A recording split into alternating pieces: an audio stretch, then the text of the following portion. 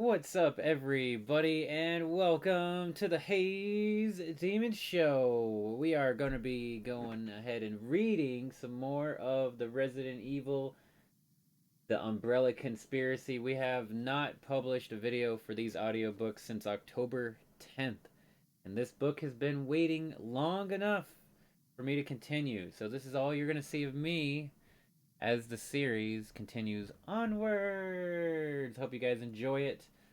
Let's get it on. Don't forget to hit that like and subscribe to the channel. Anything and everything is appreciated, my dudes and dudettes. We are on chapter 5. We're going to only read one chapter per video this time instead of reading multiple. Makes sense to me.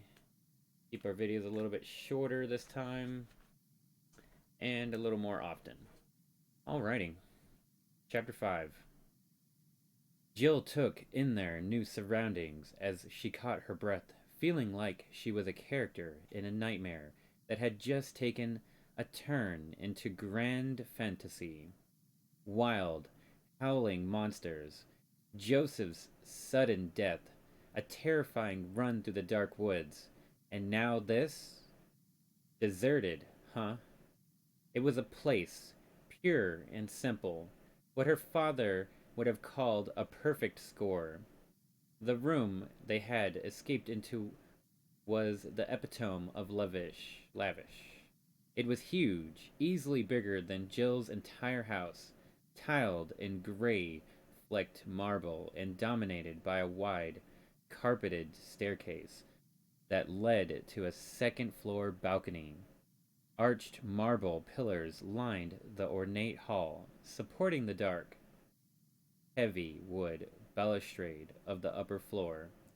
Fluted wall sconces cast funnels of light across the walls of cream, trimmed in oak and offset by the deep burnt ochre of the carpeting. In short, it was magnificent. "What is this?" Barry muttered. No one answered him. Jill took a deep breath and decided immediately that she didn't like it. There was a sense of wrongness to the vast room, an atmosphere of vague oppression. It felt haunted somehow, though by who or what, she couldn't say. Beats the hell out of getting eaten by the mutant dogs, though I gotta give it that much. And on the trail of that thought, God, poor Joseph. There hadn't been time to mourn him, and there wasn't time now, but he would be missed. He walked toward the stairs, clutching her handgun, her footsteps muffled by the plush carpet that led from the front door. There was an antique typewriter on a small table to the right of the foot of the steps. A blank sheet of paper spooled into the works, a strange bit of a decorum. The expansive hall was otherwise empty. She turned back toward the others, wondering what their take on all of this was. Barry and Chris both looked uncertain, their faces flushed and sweaty as they surveyed the room. Wesker was crouched by the front door, examining one of the latches. He stood up, his dark shade still in place, seeming as detached as ever. The wood around the lock is splintered. Somebody broke this door open before we got here. Chris looked hopeful. Maybe the Bravos. Wesker nodded. That's what I'm thinking. Help should be on the way, assuming our friend, Mr. Vickers, both that bothers to call it in. His voice dripped sarcasm, and Jill felt her own anger kindling. Brad had screwed up big time, had almost cost them their lives. There was no excuse for what he'd done. Wesker continued, walking across the room toward one of the two doors on the west wall. He rattled the handle, but it didn't open. It's not safe to go back out. Until the cavalry shows up, we might as well take a look around. It's obvious that somebody's been keeping this place up, though why and for how long? He trailed off, walking back toward the group. How are we set for ammo? Jill ejected the clip from her Beretta and counted. 3 rounds left. plus the 2 loaded magazines on her belt. 33 shots. Chris had 22 left. Wesker, 17. Barry had 2 racked speed loaders for his Colt, plus an extra handful of loose cartridges tucked into a hip pouch. 19 rounds in all. Jill thought about all they'd left behind back on the helicopter and felt another rush of anger toward Brad. Boxes of ammunition, flashlights, walkie-talkies, shotguns, not to mention medical supplies. That Beretta that Joseph had found out in the field. The pale, blood-spattered fingers still wrapped around it. A STARS team member, dead or dying. And thanks to Brad, they didn't even have a band-aid to offer. Thump. More importantly, why had Umbrella lied to Irons about its condition? Murders, disappearances, Umbrella, Jill. It was frustrating. He felt like he had some of the answers, but wasn't sure what questions to ask. He reached the door and turned the knob slowly, listening for any sound of movement on the other side. He couldn't hear anything over the ticking of the old clock. It was set against the wall, and each movement of the second hand reverberated hollowly, amplified by the cavernous room. The door opened into one side of a narrow corridor, dimly lit by antique light fixtures. Chris quickly checked both directions. To the right was maybe 10 meters of hardwood hall, a couple of doors across from him, and a door at the end of the corridor to the left. The hallway took a sharp turn away from where he stood, widening out. He saw the edge of a patterned brown run on the floor there. He wrinkled his nose, frowning. There was a vague odor in the air, a faint scent of something unpleasant, something familiar. He stood in the doorway another moment, trying to place the smell. One summer, when he was a kid, the chain had come off of his bike when he'd been out on a ride with some friends. He'd ended up in a ditch about 6 inches away from a choice bit of roadkill, the dried up, pulpy remains of what once might have been a woodchuck. Time and the summer heat had dissipated the worst of the stink, though what had remained had been bad enough. Much to the amusement of his buddies, he'd vomited his lunch all over the carcass, taken a deep breath, then puked again. He still remembered the sun-baked scent of drying rot, like thickly soured milk and bile. The same smell that lingered in the corridor now, like a bad dream. Whump. A soft, shuffling noise from behind the first door to his right, like a padded fist sliding across a wall. There was someone on the other side. Chris edged into the hallway and moved toward the door, careful not to turn his back to the unsecured area. As he got closer, the gentle sounds of movement stopped, and he could see that the door wasn't closed all the way. No time like the present. With an easy tap, the door swung inward, into a dim hall with green-flecked wallpaper. A broad-shouldered man was standing not 20 feet away, half hidden in shadow, his back to Chris. He turned around slowly, the careful shuffling of someone drunk or injured, and the smell that Chris had noticed before came off the man in thick, noxious waves. His clothes were tattered and stained, the back of his head patchy with sparse, scraggly hair. Gotta be sick, dying maybe. Whatever was wrong with him, Chris didn't like it. His instincts were screaming at him to do something. He stepped into the corridor and trained his Beretta on the man's torso. Hold it! Don't move!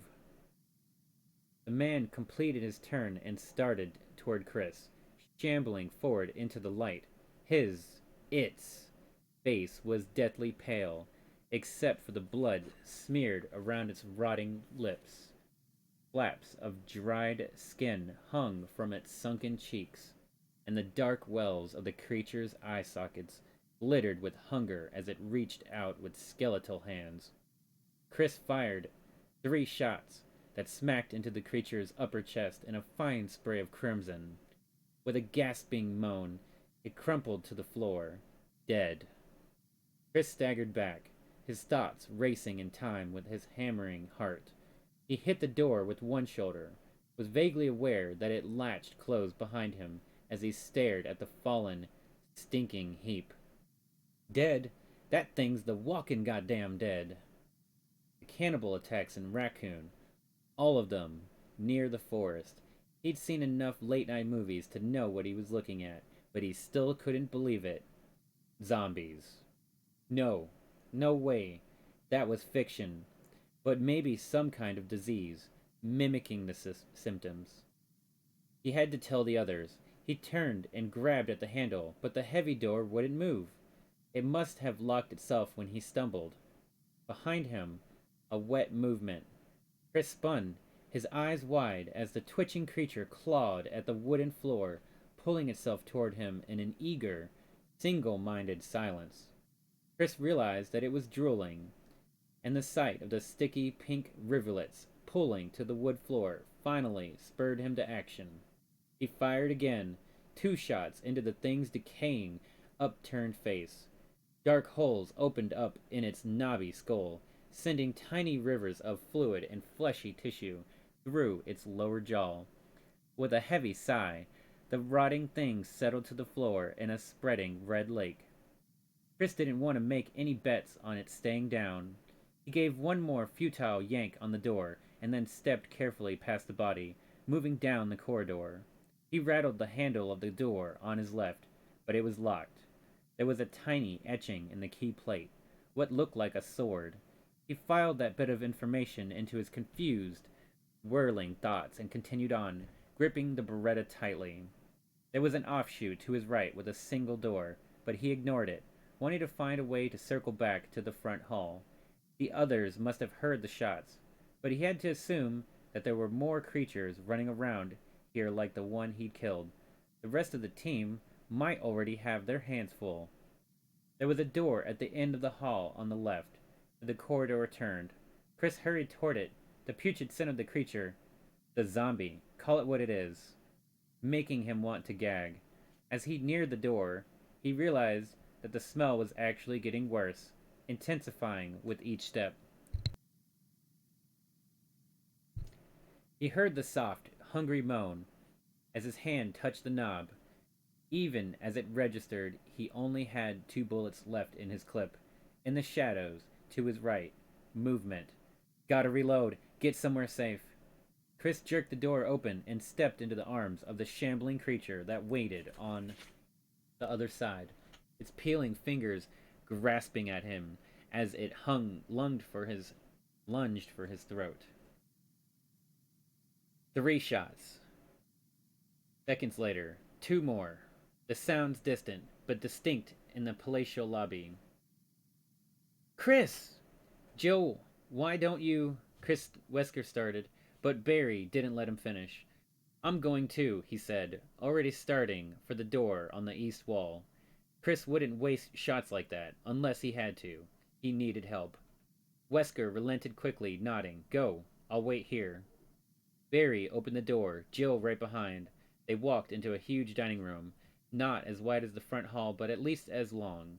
There was another door at the opposite end, past a grandfather clock, that ticked loudly in the frigid, dusty air.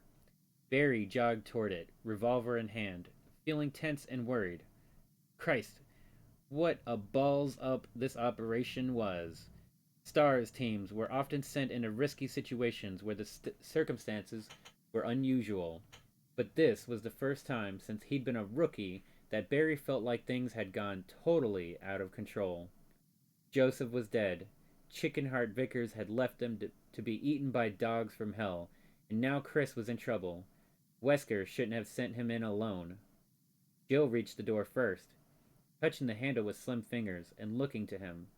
Barry nodded, and she pushed it open, going in low and left. Barry took to the other side, both of them sweeping an empty corridor. Chris? Jill called out quietly, but there was no answer. Barry scowled, sniffing the air. Something smelled like rotting fruit. "I'll check the doors," Barry said. Jill nodded and edged to the left, alert and focused. Barry moved towards the first door, feeling good that Jill was at his back. He thought she was kind of bitchy when she'd first transferred, but she was proving to be a bright and capable soldier, a welcome addition to the Alphas. Jill let out a high-pitched gasp of surprise, and Barry spun, the scent of decay suddenly thick in the narrow hall. Jill was backing away from an opening at the end of the corridor, her weapon trained on something Barry couldn't see.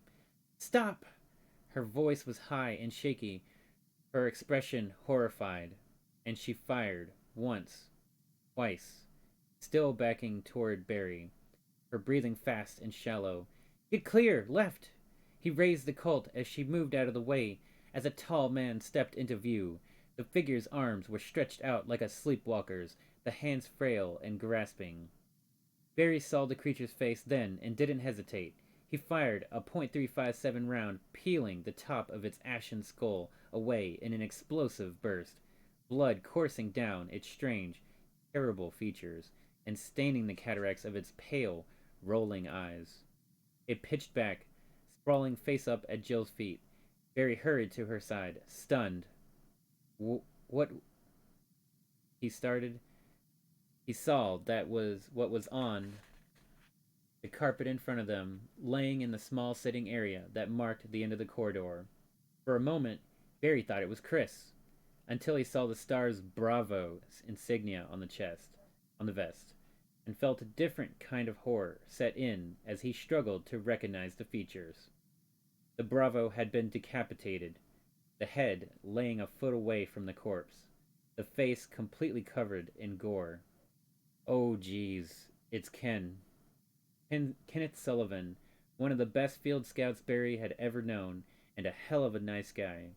There was a gaping, ragged wound in his chest, chunks of partly eaten tissue and gut strewn around the bloody hole. His left hand was missing, and there was no weapon nearby.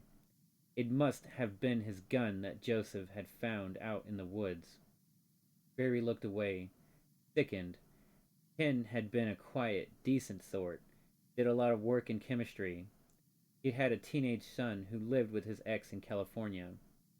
Barry thought of his own girls at home, Moria and Polly, and felt a surge of helpless fear for them. He wasn't afraid of death, but the thought of them growing up without a father. Joe dropped into a crouch next to his ravaged body and rifled quickly through the belt pack.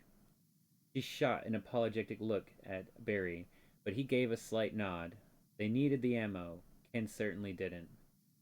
She came up with 2 clips for a 9mm and tucked them into her hip pocket. Barry turned and stared down at Ken's murderer in disgust and wonder. He had no doubt that he was looking at one of the cannibal killers that had been preying upon Raccoon City. It had a crusty scum of red around its mouth and gore-encrusted nails, as well as a ragged shirt that was stiff with dried blood. What was weird was how dead it looked. Barry had once done a covert hostage rescue in Ecuador, where a group of farmers had been held for weeks by a band of insane guerrilla rebels. Several of the hostages had been killed early in the siege, and after the Stars managed to capture the rebels, Barry had gone with one of the survivors to record the deaths. The 4 victims had been shot, their bodies dumped behind the small wooden shack that the rebels had taken over. After 3 weeks in the South American sun, the skin on their faces had shriveled, the cracking, lined flesh pulling away from sinew and bone. He still remembered those faces clearly, and saw them again now as he looked down at the fallen creature. It wore the face of death. Besides which, it smells like a slaughterhouse on a hot day. Somebody forgot to tell this guy that dead people don't walk around. He could see the same sickened confusion on Jill's face, the same questions in her eyes, but for now, there weren't any answers. They had to find Chris and regroup. Together, They moved back down the corridor and checked all 3 doors, rattling handles and pushing at the heavy wood frames. All were securely locked. But Chris had to have gone through one of them. There's nowhere else he could have gone. It didn't make any sense, and short of breaking the doors down, there was nothing they could do about it. We should report this to Wesker, Jill said, and Barry nodded agreement. If they'd stumbled into the hiding place of the killers, they were going to need a plan of attack. They ran back through the dining room, the stale air of relief after the corridor's reek of blood and decay. They reached the door back to the main hall, and hurried through, Barry wondering what the captain would make of all this. It was downright...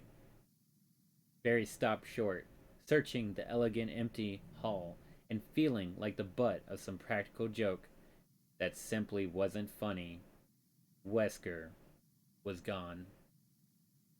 Alrighty guys, that is going to be it for Chapter 5. Again, we're going to try to keep these a little bit shorter than I have been in the past. I think 1 chapter per video would be better, unless the chapters all of a sudden get to be a lot shorter.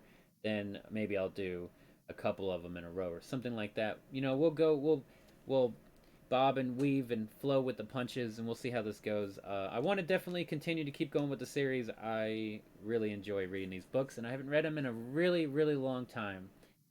That is going to be it, guys. I hope you have a wonderful day. Don't forget to bring a towel, and we'll see you on the flippity floppity. Peace out.